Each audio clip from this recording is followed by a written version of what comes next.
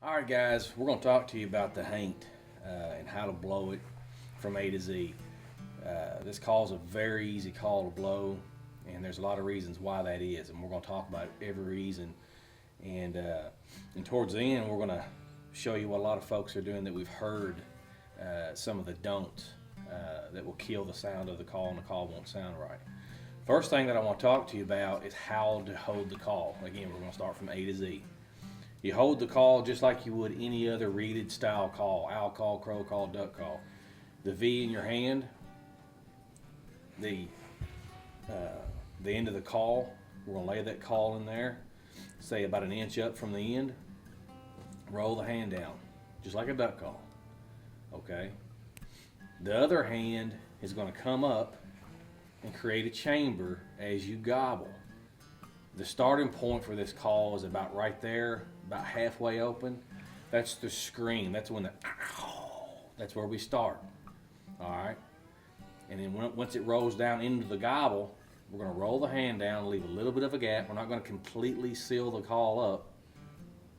And that's it as far as how to hold the call. And when you add air to it, this is what the call should sound like as you're running it.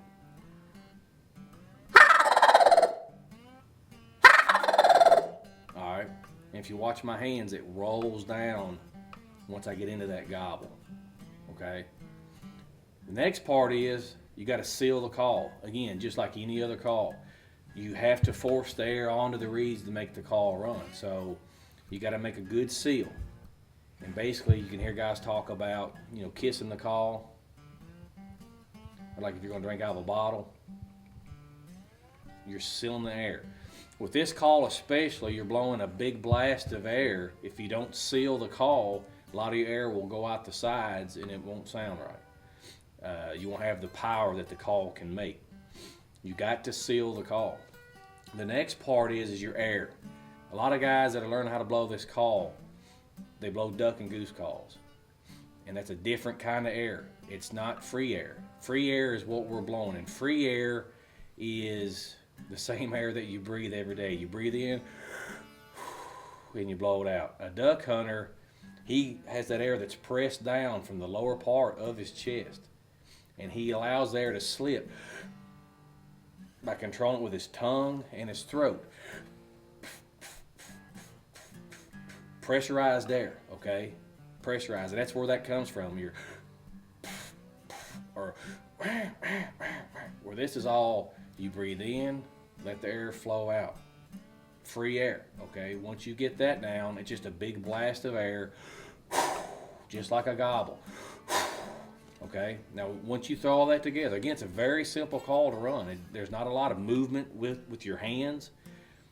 A gobble is a very straightforward one blast. There's not a bunch of ups and downs or anything. The next step we want to talk about is tongue control. A lot of you, maybe when you was little, used to play, machine gun. You're out in the yard.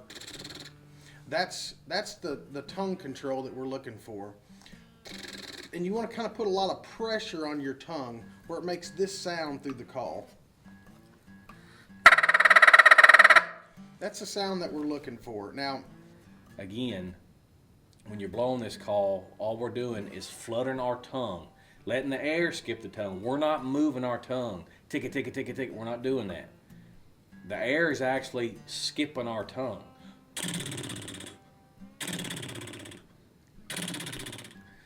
From what I've seen, a lot of guys, whenever they want to start this, they're going with the tip of their tongue and blowing it too fast. Like, that's not it. There's no pressure built up on our tongue. If you blow it, it sounds like this. Party horn. Compared to the right way.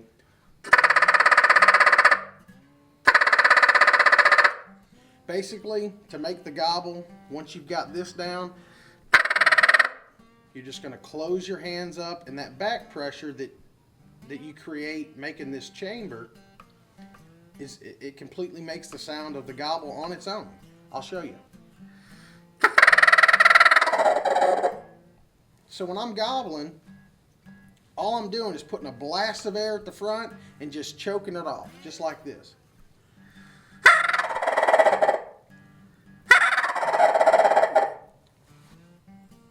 So you've got to have that pressure in, and when it's the wrong way, again, it's more of the tip of the tongue. Slide your tongue forward to about where you would say now, okay? And then let the air slip. If I lock my tongue up and don't let any air out, it'll start off like this. That's what we're looking for, all right? Put the pressure up there, don't let any air out. Start pulling the pressure off and it'll start skipping. The air will actually make your tongue skip, and that's what we're doing, okay? You throw all that together, okay? One big blast of air, start like here. That's the scream, all right? He'll go, ow, ow. Throw all that together, free air. One thing on the free air, if your cheeks ain't kind of bulging up, you're not blowing free air. If I blow like a duck and goose caller would,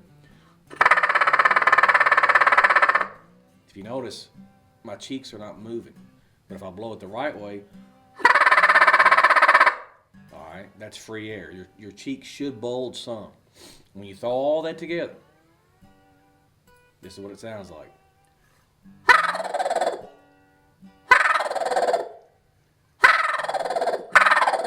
Okay. One more thing that you can do to add on to that gobble, you can quiver your hand or shake the whole call, and it really adds some spice to it to make it really sound good. And all I'm doing is this.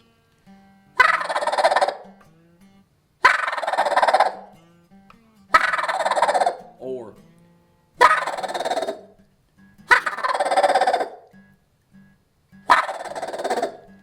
alright. Again, it's a very easy call to run. Most folks will pick it up and blow it right out of the box. The folks that are having trouble with it, you're overthinking this call, guys. This call is very easy. Again, free air. The hand control is very simple. One big blast of air. And in just a short time, if you use your free air, run your tongue right, you'll be gobbling like you've never gobbled before. I guarantee it. All right, the last thing that I want to talk to you about is, guys, this call sounds like a gobble. When you get your call, you get out in the woods, have your buddy blow it. It will blow your mind what it sounds like in the woods, really. Okay, so we have to be safe whenever we run this call. This spring, always be thinking about who's around you, who could be hearing you. If you hear hen calling and it's getting closer, quit using it, okay? Don't ever hunt in a thick area. Always be aware of your backstop behind you, not in front of you, behind you. You know, folks have been saying for years, find a big wide tree. Well, a lot of times that doesn't work. So be thinking about what's behind you. Could somebody sneak in behind you? This call will call hunters, or could call another hunter into you. So be thinking, especially if you got a bird coming, he's gobbling, he's fired up, you're fired up. Don't forget safety. It is critical. And again, you get caught up in that moment. Be thinking about safety.